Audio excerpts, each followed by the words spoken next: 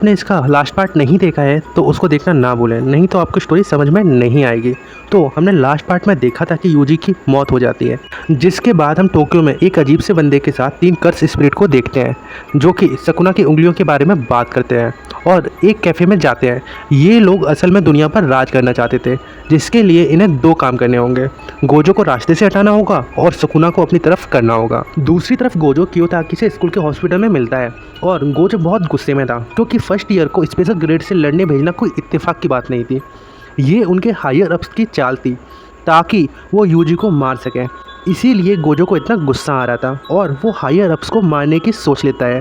लेकिन असल में यूजी पूरी तरह से मरा नहीं था। हर एक सॉर्सरर के माइंड में एक इन्नेट डोमेन करके जगह होती है, तो उसकी साउल सुकुना के इन्नेट डोमेन में आ जाती है ताकि मरने से पहले वो सुकुना से बात कर सके। यहाँ सुकुना की फाइट होती है जिसमें सुकुना बड़े आराम से यूजी को हरा देता है।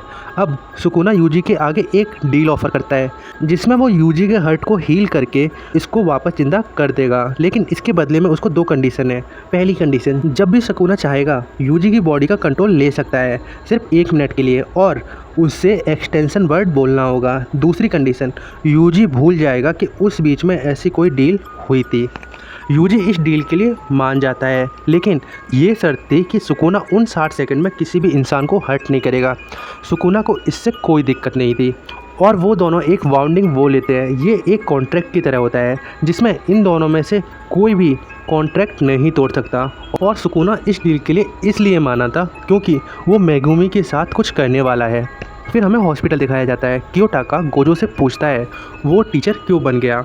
गोजो उसे समझाता है जुजुत्सु वर्ल्ड में करप्शन बहुत ज़्यादा बढ़ गया है और यूजी की डेथ उसी का रिजल्ट है। गोजो सभी हायर अप्स को मार सकता है, लेकिन उससे कोई फ़ायदा नहीं होगा क्योंकि फिर कोई और उनकी जगह पर आ जाएगा और फिर मुझे फॉलो करने वाले भी कोई नहीं रहेगा। इसी वजह से मैं आने वाले जुजुत्सु सॉर्सरर को टीच करने चाहता हूँ क्योंकि वो आगे चल के सही रास्ते पर चलें। इसके बाद डॉक्टर सोको यूजी का पोस्टमार्टम करने ही वाली थी कि यूजी अचानक से उठकर बैठ जाता है और गोजो इसे जिंदा देखकर बहुत खुश होता है। अब अगर हायर अप्स को पता चलता कि यूजी वापस जिंदा हो गया है तो वो फिर से उसे मारने की कोशिश करेंगे। इसीलिए गोजो डॉक्टर को कहता है कि वो यूजी के ज़िंदा होने वाली बातें किसी को ना बताएं, कि वो तब तक यूजी को प्रॉपर ट्रेनिंग दे सकेगा और उसे काबिल बना देगा। इसके बाद गोजो यूजी को एक खुफिया बेसमेंट में लेकर जाता है और उसे समझाता है कि कर्स एनर्जी को कैसे कंट्रोल करते हैं। जैसा कि मैंने बताया, कर्स एनर्जी इंसानों के नेगेटिव इमोशन से बनती है, लेकिन जुजुत्सु सॉर्सरर इस कर्स एनर्जी को अपने हिसाब से कंट्रोल करना सीख लेते हैं, उस टाइम भले ही वो किसी भी इमोशन में क्यों ना हो। इसके बाद गोजो उससे काफ़ी सारी मूवीज़ की सीडी देता है और उसे एक डॉल भी देता है। अब यूजी के लिए चैलेंज ये था कि उसे हर समय अपने अंदर नेगेटिव एनर्जी फ्लो करवानी है, चाहे वो किसी भी तरह की फिल्म क्यों ना देख रहा हो। और अगर एनर्जी कांस्टेंट नहीं होगी तो ये डॉल उसे पंच करेगी और यूजी ट्रेनिंग में लग जाता है। इसके बाद गोजो प्रिंसिपल से मीटिंग करने के लिए यहाँ से निकल जाता है, लेकिन आधे रास्ते में उसे महसूस होता है कोई उसका पीछा कर रहा है। तो गोजो रास्ते में कार से उतर जाता है और कार को आगे भेज देता है। इसके बाद स्पेशल कर्स स्पिरिट गोजो पर हमला कर देती है और उसका नाम जोगो है। गुस्से में आकर वो वॉल्केनो ब्लास्ट कर देता है, लेकिन गोजो को कुछ नहीं होता है। वहीं गोजो ने पहली बार ऐसी कर्स स्पिरिट देखी है जो अच्छी तरह से बोल सकती है और जोगो की कर्स एनर्जी सकुना से भी ज़्यादा है। जोगो अपने पावरफुल अटैक उस पर करता है और सोचता है वो जीत गया, लेकिन गोजो पीछे आकर उसे बताता है उन दोनों की बॉडी के बीच में इन्फिनिटी है। मतलब गोजो के पास पावरफुल इन्फिनिटी शील्ड है जिससे वो बचा रहेगा। फिर अटैकिंग करना शुरू करता है और कर्स को बहुत बुरी तरह से मारता है। लास्ट में गोजो कर्स को नदी में फेंक देता है। कर्स को पता चल जाता है कि वो गोजो को कभी नहीं मार पाएगा। तभी गोजो टेलीपोर्ट होकर यूजी को भी वहाँ पर ले आता है क्योंकि वो उसे डोमेन एक्सपेंशन के बारे में सिखाना चाहता था। डोमेन एक्सपेंशन उस टेक्निक को कहते हैं जिसमें कोई बहुत सारी कर्स एनर्जी को यूज करके अपने इनलेट डोमेन के असली दुनिया में ले आता है। और इससे उनका दुश्मन डोमेन में फंस जाता है और उस पर बहुत सारे अटैक भी किए जा सकते हैं। जोगो सोचता है कि अब गोजो को बीट करना इजी होगा क्योंकि अब वो लड़ाई में यूजी को भी ले आया है, लेकिन गोजो कहता है उसे कोई दिक्कत नहीं होगी क्योंकि तुम बहुत ही कमज़ोर हो। ये सुनकर कर्स बहुत गुस्सा हो जाता है और वो वॉल्केनो की तरफ फट जाता है। अब गोजो को हराने के लिए कर्स पर एक ही रास्ता बचता है, इसीलिए वो अपना डोमेन एक्सपेंशन कर देता है जिसमें यूजी और गोजो दोनों ही फंस जाते हैं। गोजो यूजी को बताता है कि डोमेन एक्सपेंशन के अंदर उसे यूज करने वाले की पावर बहुत बढ़ जाती है और जोगो को यकीन था कि गोजो की इन्फिनिटी शील्ड उसके डोमेन में काम नहीं करेगी। और अब गोजो यूजी को बताता है कि डोमेन एक्सपेंशन में जीतने का सबसे आसान तरीका है कि वो अपना खुद का डोमेन बना ले। जिसका डोमेन ज़्यादा पावरफुल होता है वो दूसरे डोमेन को ख़त्म कर देता है। अब गोजो अपने आँखों पर लगी पट्टी को हटाता है, का डोमेन एक्सपेंशन करता है और जिससे ये कर्स आसानी से हार जाता है और गोजो उसकी गर्दन उखाड़ कर डोमेन से बाहर ले जाता है। गोजो चाहता तो तुरंत ही इसे मार सकता था, लेकिन इससे पहले वो ये जानना चाहता था आखिर जोगो को भेजा किसने है। दोस्तों, अब जोगो के बाकी ग्रुप के बारे में भी जान लेते हैं, जिसमें है हनामी, जो कि लोगों के जंगल के लिए डर से पैदा हुआ है और इसकी टेक्निक में ये जंगल की चीज़ों जैसे कि फूल, पत्ते और बाकी चीज़ों का यूज करता है। और दूसरा मेंबर है डैगोन, जो कि लोगों के समुद्र के डर से पैदा हुआ है और इसके डोमेन एक्सपेंशन एक बीच है। इसके बाद है मोहितो, जो कि ग्रुप का लीडर है और ये इंसानों के आपस में नफरत से पैदा हुआ है और अपनी टेक्निक से ये इंसानों की साउल को ख़तरनाक तरीके से मैनिपुलेट कर सकता है। और इस टीम का आखिरी मेंबर है गेतो, जो कि एक इंसान है और जुजुत्सु सॉर्सरर है। बल्कि गेतो एक टाइम पर गोजो का बेस्ट फ्रेंड भी हुआ करता था, लेकिन फ़िलहाल सबको लगता है गेतो मर चुका है। और इधर हनामी और गेतो दूर से फाइट को देख रहे होते हैं और हनामी जोगो की मदद करने का डिसाइड करता है। वो अपनी टेक्निक से वहाँ पर एक बड़ा गार्डन बना देता है जिससे यूजी और गोजो डिस्ट्रैक्ट हो जाते हैं और इन सब के बीच हनामी तुरंत ही जोगो का सर उठाकर यहाँ से भाग जाता है। वो लोग फिर अपने अड्डे पर आते हैं जो कि एक डोमेन है और यह समझ आ गया था कि ये लोग खुद से गोजो को कभी नहीं हरा सकते। ये तो भी इनसे यही कह रहा था, लेकिन इनके पास एक प्लान था जिससे वो गोजो को प्रिज्म रेल में कैद कर सकते हैं। ये एक कर्स ऑब्जेक्ट है जो कि अपने टारगेट को दूसरे डायमेंशन में कैद कर लेता है, पर उन्हें 31 अक्टूबर तक का वेट करना होगा। इधर गोजो ये देखकर काफ़ी शॉक हो जाता है कि कर्सेज एक दूसरे की हेल्प कैसे कर रहे हैं। फिर वो यूजी को कहता है कि अब उसे कड़ी ट्रेनिंग देनी होगी ताकि वो आने वाले गुडवेल इवेंट के लिए तैयार हो जाए। लेकिन गोजो ने तो यूजी को इवेंट के बारे में कुछ बताया ही नहीं था। अब कुछ महीने बीत जाते हैं। अब यूजी ने अब तक कर्स एनर्जी को यूज करना सीख लिया था और उसे टेस्ट कराने के लिए गोजो यूजी को ननामी के साथ मिशन पर भेज देता है। ननामी एक ग्रेड 1 का सॉर्सरर है और उन कुछ चुनिंदा लोगों में से है जिन पर गोजो भरोसा करता है।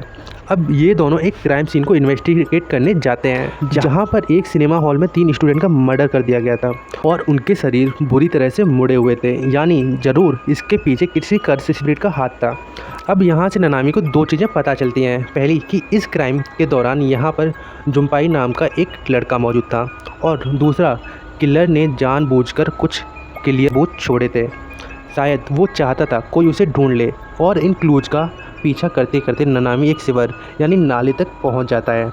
यहाँ पर इसकी मुलाकात मोहितो से होती है जिसने उन तीनों बच्चों को मारा था। माहितो अपनी टेक्निक से इंसानों पर एक्सपेरिमेंट करता रहता है और वो इंसानों के शरीर को अपने हिसाब से तोड़ मरोड़ सकता है और उसने ननामी को भी यहाँ इसलिए बुलाया था क्योंकि वो देखना चाहता था कि वो जुजुत्सु सॉर्सरर को ट्रांसफ़र कर सकता है या नहीं, क्योंकि जिनको भी वो ट्रांसफॉर्म कर सकता था वो ज़्यादा देर तक जिंदा नहीं रह सकते थे।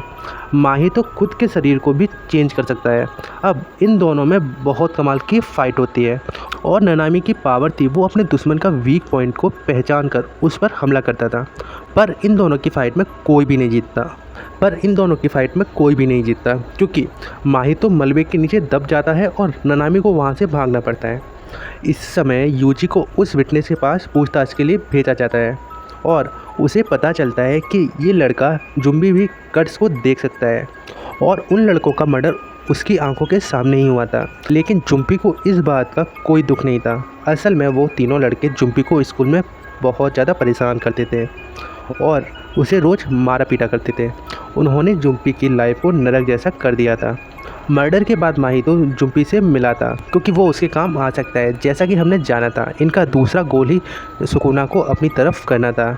इसीलिए माहितो चाहता था जुम्पी यूजी से दोस्ती कर ले और जुम्पी से यूजी पूछताछ करने आता है तो ऐसा ही होता है। यानी उन दोनों को मूवीज़ का बहुत शौक था, इसीलिए इनकी जल्दी दोस्ती हो जाती है। इतनी कि यूजी को जुम्पी की मॉम डिनर के लिए भी इनवाइट करती है। वहीं गेतो दूर से ये सब होते हुए देख रहा था। इसके बाद वो माहितो के पास जाता है जो कि मलबे में कुचलने के बाद भी जिंदा था। और माहितो एक प्लान बनाते हैं कि वो एक ऐसी सिचुएशन पैदा करेंगे कि यूजी को मजबूरी में सुकुना को पूरा कंट्रोल देना पड़ेगा और इस एहसान के बदले सुकुना ज़रूर उनके ग्रुप में शामिल हो जाएगा। अब अगले दिन वो यही करते हैं और जुम्पी अपने स्कूल में बुल्ली पर अटैक कर देता है। यूजी यहाँ आकर उसे रोकता है और समझाता है और जुम्पी समझ भी जाता है कि वो गलत कर रहा है। लेकिन तभी पीछे से माहितो यहाँ आकर जुम्पी को ट्रांसफॉर्म करके एक और भद्दा सा क्रिएचर बना देता है और वो भी यूजी की आंखों के सामने। अब यूजी के पास ऐसी कोई पावर नहीं थी जिससे कि वो अपने दोस्त को वापस नॉर्मल कर सके। वो सुकुना से मदद की भीख मांगता है और बदले में वो सुकुना को अपने बॉडी का पूरा कंट्रोल दे देगा, ठीक जैसा माहितो चाहता था। लेकिन सुकुना इस डील के लेने से मना कर देता है। इसका पहला रीज़न ये था, उसको यूजी को ऐसे तड़पते हुए देखने में खुशी मिल रही थी और मज़ा आ रहा था। दूसरा रीज़न कि उन्होंने ऑलरेडी एक डील की हुई थी जिससे सुकुना जब चाहे तब बाहर आ सकता है। और तीसरा रीज़न, सुकुना को नहीं पता था उसकी रिवर्स कर्स टेक्निक से जुम्पी को ठीक कर पाएंगे या नहीं, क्योंकि माहितो ने उसकी साउल ही डिस्ट्रॉय और डिफॉर्म कर दी थी। इसीलिए सुकुना यूजी की हेल्प नहीं करता है और जुम्पी की वहीं पर मौत हो जाती है, जिससे यूजी बहुत ही ज़्यादा गुस्सा हो जाता है और अब उसे माहितो से बदला लेना था। इन दोनों में जमकर फाइट होने लगती है। इनकी फाइट के दौरान हमें दो चीज़ें पता चलती है कि क्योंकि यूजी के शरीर में दो साउल मौजूद थे तो माहितो की टेक्निक का उस पर कोई भी असर नहीं होता और वो माहितो की साउल को भी चोट पहुंचा सकता है, जो कि ननामी भी नहीं कर पाया था। और तभी फाइट के दौरान ननामी भी यहाँ आ जाता है और दोनों मिलकर माहितो की धुलाई करने लगते हैं। इतनी कि माहितो बस मरने ही वाला था, लेकिन मौत को सामने खड़ा देख माहितो के अंदर एक पावर जाग जाती है और वो पहली बार अपनी डोमेन एक्सपेंशन एक्टिवेट करता है। इस बैरियर का फ़ायदा ये था कि माहितो के इस बैरियर में जो भी लोग थे उनकी साउल को डिस्ट्रॉय कर सकता है। वो इस डोमेन में सिर्फ को फंसाता है क्योंकि यूजी के अंदर तो दो सोल थी, तो पता नहीं डोमेन का उस पर कोई असर होगा या नहीं।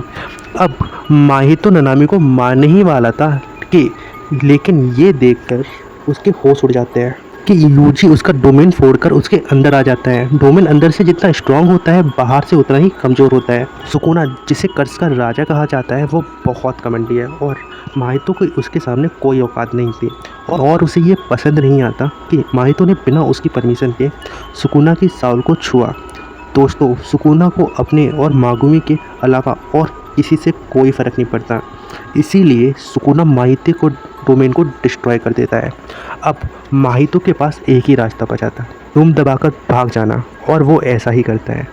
ननामी उसे पकड़ने की कोशिश करता है पर कोई फ़ायदा नहीं होता। आज का ये पार्ट यहीं ख़त्म होता है। चलिए मिलते हैं इसके नेक्स्ट पार्ट में, और इसके लिए चैनल को लाइक शेयर एंड सब्सक्राइब करना ना भूलना।